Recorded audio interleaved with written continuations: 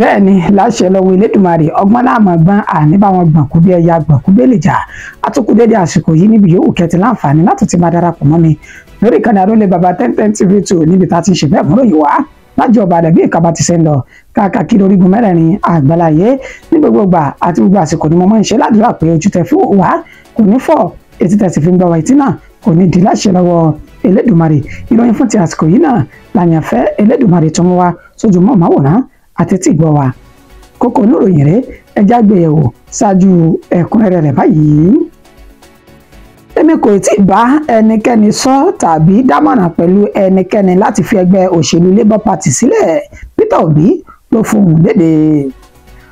lórí ẹ̀sùn ìbanilórúkọjẹ́ Chief of Staff fún Fubara ti gbé ẹni tó jẹ́ Head of Service nílé ẹjọ́ ó sì béèrè fún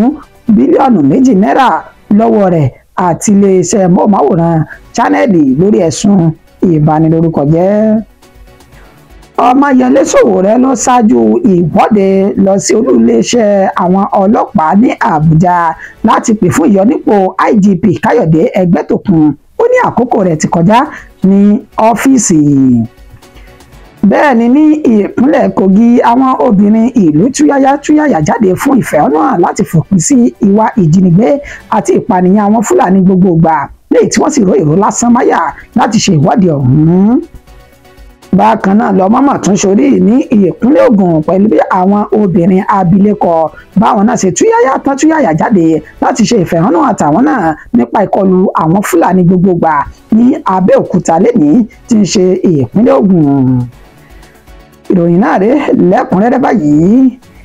èmi kò tí ì bá ẹnikẹ́ni sọ tàbí dámọ̀ràn pẹ̀lú ẹnikẹ́ni láti fẹ́gbẹ́ òṣèlú Labour Party sílẹ̀ Peter Obi ló fohùn náà lédè. gẹ́gẹ́ bí ẹni tó jẹ́ gómìnà tẹ́lẹ̀ ní ìpínlẹ̀ Anambra tó sì jẹ́ olùdíje sí ipò ààrẹ nínú ẹgbẹ́ òṣèlú Labour Party lọ́dún 2023 Peter Obi roma ti fi ohùn lédè léyìí tó ti ṣe bẹ́ẹ̀ fọ ara rẹ̀ mọ́ nínú awuyewuye ọ̀rọ̀ àhesọ tó ń lọ káàkiri orí ayélujára nípa pé ó ti ń gbáradì ó sì ti ń tọ àwọn páálí rẹ̀ jọ láti kó gàngàrà rẹ̀ kúrò nínú ẹgbẹ́ òṣèlú Labour Party lọ sínú ẹgbẹ́ òṣèlú SDP tẹ́ ẹ bá gbàgbé àti múròyìn náà wá ṣáájú àsìkò yìí níbi tí ẹni tó jẹ́ olùdíje sí ipò ààrẹ nínú ẹgbẹ́ òṣèlú SDP ní ọdún 2023 ìyún Adébáyọ̀ tó ti fi ohùn náà tó fi léde lásìkò tó ní ìtàkùrọ̀sọ pẹ̀lú iléeṣẹ́ móhùnmáwòrán Channel níbi tó ti sọ nímọ̀ wípé òun mà dájúdájú àti pé àwọn náà ti ń gbáradì nínú ẹgbẹ́ òṣèlú SDP láti gba àlejò Àtíkù Abubakar àti Peter Obi sínú ẹgbẹ́ òṣèlú ọ̀hún ó nítorí pé wọ́n ti ń dámọ̀ràn lórí bí wọ́n ṣe darapọ̀ mọ́ ẹgbẹ́ òṣèlú SDP àwọn yóò sì kí wọn káàbọ̀ àmọ́sá Peter Obi tó jẹ́ ọlọ́rọ̀ gangan ó mà ti fi ohùn lédè ní èní ní Àbújá lásìkò ìpàdé àwọn ìgbìmọ̀ olóyè ẹgbẹ́ òṣèlú náà tó jẹ́ ti Labour Party ni ó ti fi ohùn náà lédè ó ní Peter Obi rẹ̀ o òun sì dúró lórí ẹsẹ̀ òun ò bẹ́ ẹnikẹ́ni sọ òun ò sì bẹ́ ẹnikẹ́ni dámọ̀ràn pé òun fẹ́ fẹ́ gbẹ́ òṣèlú Labour Party sílẹ̀ pinnu ẹgbẹ́ ọ̀hún ó ní òun sì wà kẹ́nikẹ́ni tábàgbé àhesọ ọ̀rọ̀ jáde nípa pé òun fẹ́ fẹ́ gbẹ́ òṣèlú Labour Party sílẹ̀ kí wọ́n sọ orí ara wọn kán sì sọ ẹnu wọn lórí nítòun ò sọ tí wọ́n máa fọn rere rẹ̀ káàkiri ní orílẹ̀-èdè Nàìjíríà. lórí ẹ̀sùn ìbanilórúkọjẹ́ Chief of Staff fún Fubara ó ti gbé ẹni tó jẹ́ Head of Service ti ìpínlẹ̀ Rivers lé ilé ẹjọ́ báyìí ó sì béèrè fún bílíọ̀nù 2 náírà lọ́wọ́ rẹ̀ àti iléeṣẹ́ móhùnmáwòrán Channel lórí ẹ̀sùn ìbanilórúkọjẹ́ ọ̀hún. ẹni tó jẹ́ olórí àwọn òṣìṣẹ́ fún gómìnà tí wọ́n fi ọwọ́ sí júwèé lé fún ní ìpínlẹ̀ Rivers Siminalayi Fubara èyún Edison Eyiye wọ́n máa ti sọ dúnmọ̀ wípé òun ti gbé ọ̀rọ̀ náà lọ sí ilé ẹjọ́ gíga tó ń bẹ ní Port Harcourt ní olúlu ìpínlẹ̀ Rivers lórí ẹ̀sùn ẹni tó jẹ́ olórí àwọn òṣìṣẹ́ ní ìpínlẹ̀ Rivers tẹ́lẹ̀ George Nwaeke èyí tó sọ lásìkò ìtàkùrọ̀sọ pẹ̀lú móhùnmáwòrán Channel níbi tó ti fi ẹ̀sùn kan Edison wípé ó ní ó ṣáájú pẹ̀lú àṣẹ tó gbà lọ́wọ́ Siminalayi Fubara wípé kí wọ́n lọ rè dáná sun ilé ìgbìmọ̀ asòfin ti ìpínlẹ̀ Rivers lọ́dún 2023 nígbà tí ó fi ẹ̀sùn náà kàn ó tún sọ dímọ̀ wípé owó ńlá tabua kan ó lọ bá ní ọwọ́ rẹ̀ tí wọ́n gbé fún Edison láti lè jẹ́ kí ó gbé ìgbésẹ̀ bí wọ́n ṣe dáná sun ilé ìgbìmọ̀ asòfin ti ìpínlẹ̀ Rivers. Ọ̀rọ̀ ọ̀hún ló ti ń jà rìnrìn láti bí ọ̀sẹ̀ mélòó kan sẹ́yìn ní orí ayélujára àti káàkiri orílẹ̀-èdè Nàìjíríà bó tilẹ̀ jẹ́ pé àwọn ènìyàn mẹ́rin kan tí wọ́n fi páńpẹ́ òfin gbé wọ́n fi ọ̀rọ̀ náà wọ́n fi léde síta tó sì tú àṣírí wípé àwọn ẹgbẹ́ òṣèlú PDP lára àwọn tó jẹ́ àgbọ̀jẹ̀nu ẹgbẹ́ òṣèlú ọ̀hún wọ́n ní ó ti ń dúnkokò máwọn wípé káwọn tún èrò àwọn pa àti pápọ̀ sílẹ̀ táwọn kọ nípa bí ilé ìgbìmọ̀ asòfin ọ̀hún bó ṣe jóná káwọn tún yí padà kán sì fi orúkọ Edison èyí kan fi sí ara ẹni tí ó ṣáájú ìdánásun ilé ìgbìmọ̀ ọ̀hún ṣùgbọ́n táwọn kọ̀ wọ́n ní síbẹ̀ wọ́n mọ̀ tó sọ dímọ̀ wípé owó tó tó 200 million naira àti àǹfààní láti máa gbé ní òkè òkun ó náà fi kalẹ̀ fún àwọn oníṣùgbọ́n ìjọ ọmọlúwàbí àti ìjọ ọmọ ènìyàn wọn kò lè jẹ́ káwọn ṣe irú ọ̀rọ̀ náà àti múròyìn náà wá ṣáájú àsìkò yìí tá a ṣe ṣàfihàn fídíò àwọn ènìyàn mẹ́rẹ̀ẹ̀rin ọ̀hún ní báyìí o Edison Eyiye tó jẹ́ ọlọ́rọ̀ tán fi ẹ̀sùn kàn ó ní ìwà ìbanilórúkọjẹ́ ó ní wọ́n wù yìí fún ìdí èyí ó ti gbé George Nweke àti olùdásílẹ̀ chanẹ́ẹ̀lì ó ti gbé wọn lọ sí ilé ẹjọ́ gíga ní Port Harcourt báyìí nílé tó ìsọdúnmọ̀ wípé òun béèrè fún bílíọ̀nù 2 náírà gẹ́gẹ́ bí owó ìtanràn láti lè jẹ́ kí wọ́n ṣe bẹ́ẹ̀ mọ ẹ̀sùn tí wọ́n fi kan òun nípa ìbanilórúkọjẹ́ oníkò wá tó tọ́ síbẹ̀ o níta gbangba báyìí iléeṣẹ́ móhùnmáwòrán chanẹ́ẹ̀lì àti George Nweke àwọn méjèèjì gbọ́dọ̀ bọ́ síta kọ́ńbọ́ọ̀kì kan sì kó ọ̀rọ̀ wọn jẹ pé bẹ́ẹ̀ kọ́ ni ọ̀rọ̀ ṣe rí irọ́ lásán wọn ni wọ́n pa mọ́ òun onílẹ́yìn tí wọ́n bá tún ṣe báyìí níṣẹ́ ni ká tún wá sí ìta gbangba sẹ́ẹ̀ àní kí wọ́n tún wá rawọ́ ẹ̀bẹ̀ kan sì tọrọ àforíjì ní ọwọ́ òun kan sì kọ sínú ìwé ìròyìn èyí tó bá gbajúgbajà jù méjì ọ̀tọ̀ọ̀tọ̀ fún odidi ọjọ́ 3 gbáko ó ní bí bẹ́ẹ̀ kọ́ káwọn sì máa pàdé ní ilé ẹjọ́ nígbà tí ẹni tó jẹ́ adájọ́ Jumbo Stephen tó ti sọ dímọ̀ wípé àwọn mú ìwé ìpẹ̀jọ́ náà lọ sí ilé Nweke èyí tó wà ní nọ́mbà 10 Olúmini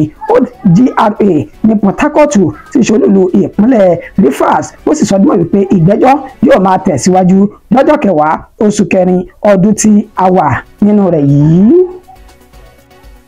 Ọmọyẹlé Sowore ló ṣáájú ìwọ́de lọ sí olúléeṣẹ́ àwọn ọlọ́pàá ilẹ̀ yìí láti pè fún ìyọnípò IGP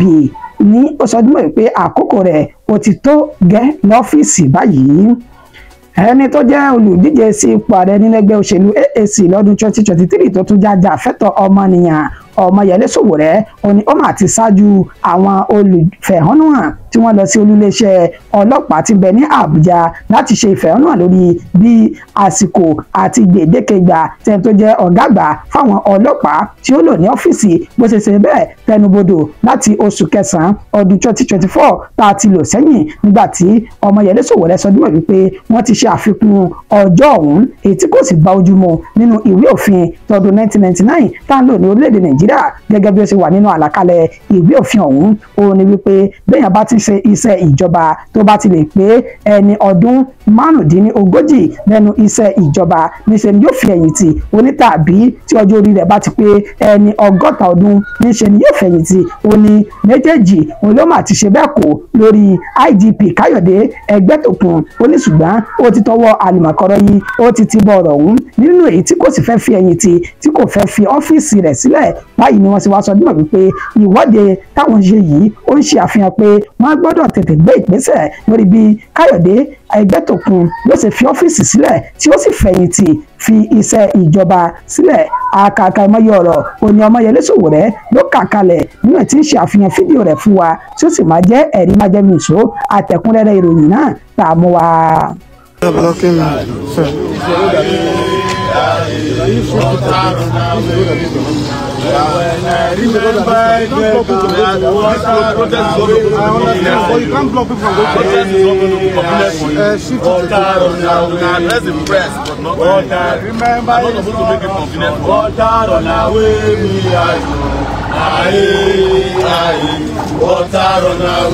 Greatest Nigerian people.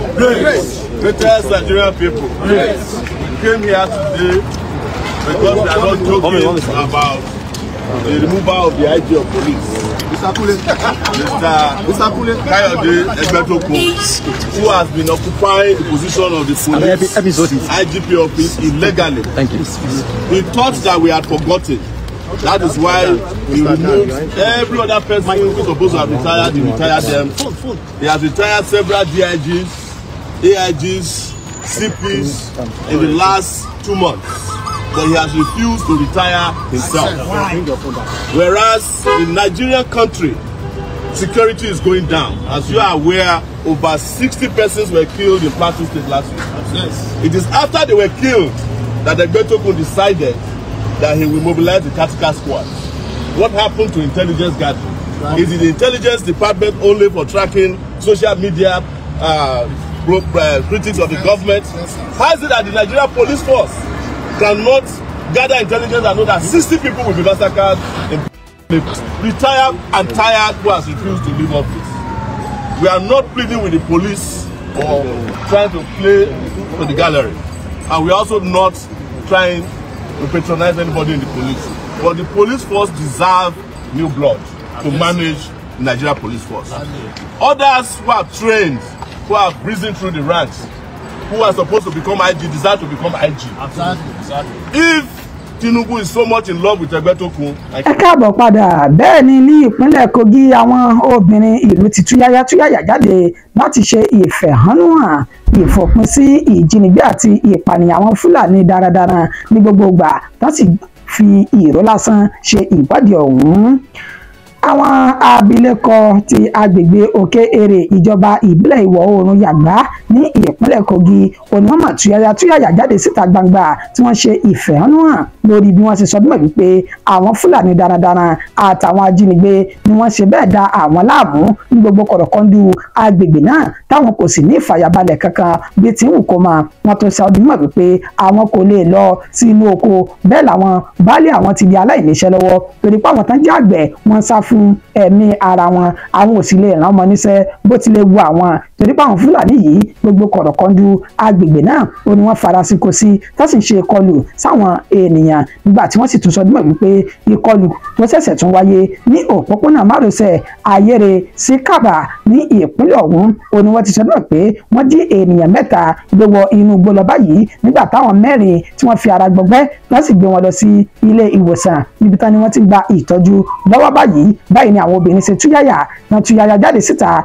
pẹ̀lú ìró lásán tí wọ́n ró mọ́yà tó sì mú igi dání bẹ́ẹ̀ ni wọ́n kọ orin ìbílẹ̀ wọn léyìí tí ó ń ṣàfihàn pé inú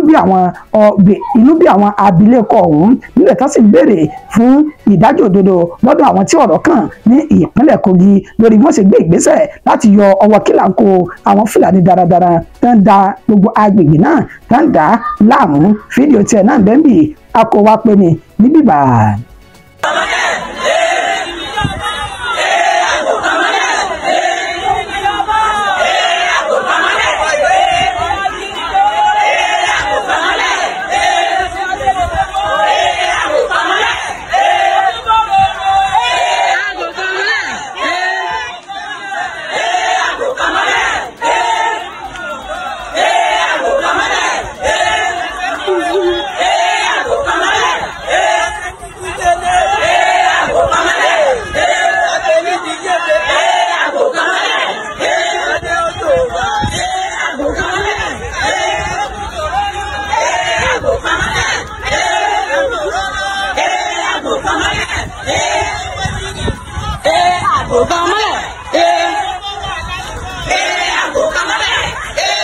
Ẹ máa tún káàbọ̀ padà o bó ń gbóná lọ́wọ́lọ́wọ́ báyìí náà ní ìpínlẹ̀ Ògùn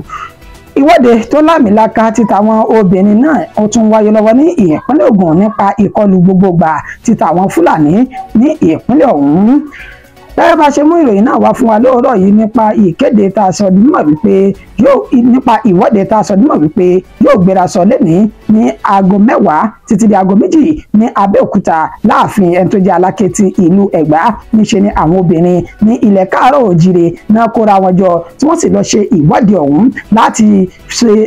ìwọ́de ìfòpin sí ìpànìyàn àìsí ètò ọrọ̀ ajé, àìsí ètò ẹ̀kọ́, àìsí iṣẹ́ àti àìsí ohun ìmáyédẹrùn fún àwọn ọmọ orílẹ̀-èdè Nàìjíríà tí a bá fínra yìí. Ọ̀gọ̀rọ̀ àwọn obìnrin abilékọ ó ní wọ́n túyáyá náà wọ aṣọ dúdú láti fi ṣe àmì wípé inú àwọn ò dùn sí gbogbo tí ń ṣẹlẹ̀ ní orílẹ̀-èdè Nàìjíríà yìí, nígbà tí wọ́n sì mórí lọ sí ààfin ti Aláké ìlú Ẹ̀gbá ní Abẹ́òkúta. Ibẹ̀ náà ti lọ ṣe ìfẹ̀hónú ọ̀hún tó sì sọ ẹ̀dùn ọkàn wọn fún orí adé náà nípa tó mú wọn tó sì ta wọ́n ní gìrì jáde síta ṣe ìwọ́de. Fídíò tiẹ̀ náà bẹ́ẹ̀mì ló ṣe àfihàn rẹ̀ fún wa nínú ìta àfihàn ṣe bẹ́ẹ̀ ṣe ìdágbére pé ó dàbọ̀ fún àsìkò yìí lórí ìròyìn wa fún tásìkò yìí.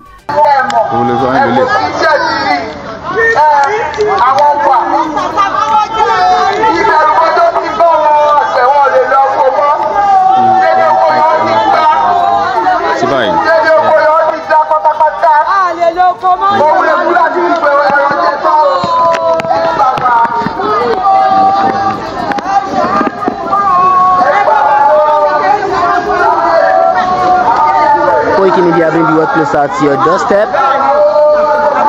Òní ni 9 April 2025 sí à ń yẹ bó ṣe.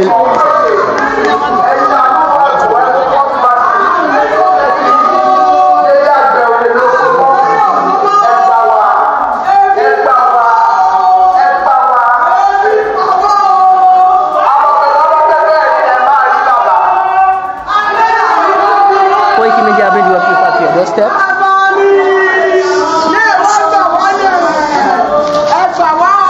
Koiki Media bring the world closer to your doorstep.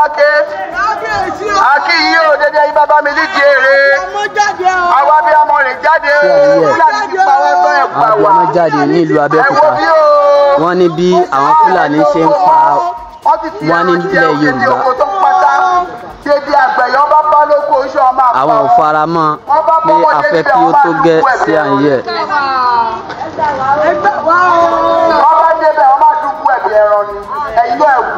bó bá jóbìnrin rán bá ìṣekúṣe rán máa ṣe kọ́ máa rè fún wọn. ẹ gbà wá ẹ wo bí. tí ò lè lá ìyá ń ta ọmọ kó tó di pé ọmọ á máa pa bàbá jẹ àbí ìyá máa kọ́kọ́ jẹ nígbà tá àbárò ń jẹjẹ òun la ṣe níta wá ké wá bá yín ẹjọ́ kábíyèsí wa ẹ bá wa wá àkànṣe sí ọ̀rọ̀ yìí tí àwọn obìnrin bá tún máa jáde lẹ́yìn èyí ìjà ni o ìjà ni o ìjà ni o a máa gbé ìgbésẹ̀ ìyàwó ẹ fún ṣetán aníwúrà a gbé ìgbésẹ̀ ìyàwó Mọ́remí ìlú á dàrú ìlú ò ní tò ṣùgbọ́n kó tó di bẹ́ẹ̀ bàbá wa àwa bẹ̀ yín ẹ bá wa wá nǹkan ṣe o mo kórè adé o.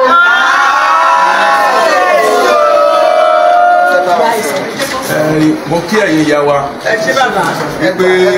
ẹ kú ìfọmọnìyàn ṣe lágbára Ọlọ́run ipá ò ní kún yín o gbogbo tẹ́ ń sọ pátápátá kò sí tó ṣàjòjì sí wa àwa gan rí nínú Facebook à ń rí nínú WhatsApp but unfortunately kábíyèsí ò sí ní around báyìí so wọ́n ní assignment mi tí wọ́n lọ fún ṣùgbọ́n ohun tẹ́ wá fún a máa jíṣẹ́ yín jù yẹn lọ wọ́n ní wọ́n ló fún iṣẹ́ wọn sọ pé kò yé dáadáa wọ́n ló máa jẹ́ kọjá ibẹ̀ torí táwa náà ń gbọ́ tá ń rí tá ń fojú rí náà ni ó dẹ̀ ti pẹ́ tó ti ń ṣẹlẹ̀ gẹ́gẹ́ bẹ́ẹ̀ ṣe ń ṣà. so lágbára Ọlọ́run á jẹ́ kí bàbá gbọ́ tán bá ti dé Ọlọ́run á bá wa ṣe o ogun ò ní wọ̀lú wa o àlàáfíà la máa fi gbé gbogbo ti tẹ́ wí yẹn náà àwa náà léèyàn ní abúlé káàkiri lámọ̀ níjẹ́ lò a ṣe inú WhatsApp àwọn màálù bíi mẹ́fà tó ní ṣàǹbù pa ní Èkìtì àti Oǹdó àrà Èkìtì Oǹdó yẹn wọ́n tẹ̀ ń fojú wọn rí màpò ní Oǹdó state.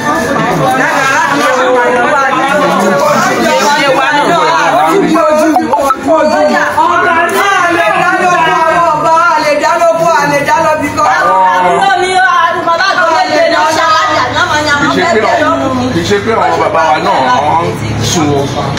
torí ó dàbẹ̀ nípa ara ìgbésẹ̀ yẹn náà òun náà àwọn Yorùbá àwọn aṣíwájú wa Yorùbá tó ń gbé orí ẹ̀ náà ṣe ń sọ pé kí wọ́n dá Àmọ̀tẹ́kùn sílẹ̀ so irú Àmọ̀tẹ́kùn yẹn ó ṣeé ṣe kó jẹ́ pé irú iṣẹ́ tó máa fi wọ́n máa ṣe náà nìyẹn ọ̀tí ká retí pé bàbá máa gbé ìgbésẹ̀ lórí ẹ̀ wọ́n á rí gọ́vnà. bàbá wa ẹ ṣé gan ni sà a dúpẹ́ lọ́wọ́ yín nítorí pé ẹ fi ọwọ́ kó iyán wa kéré ẹ sọ pé ọmọdé ni wá.